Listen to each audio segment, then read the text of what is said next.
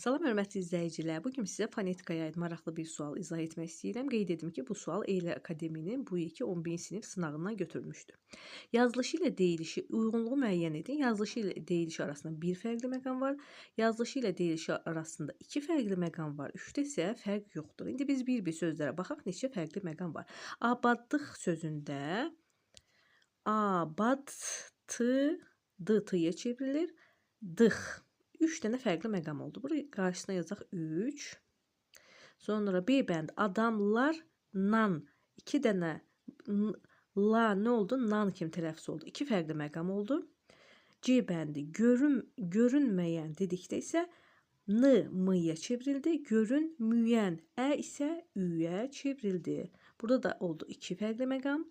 Xəttkeş sözündə fərqli məqam yoxdur. Seyrək sözündə də yalnız x çevrildi.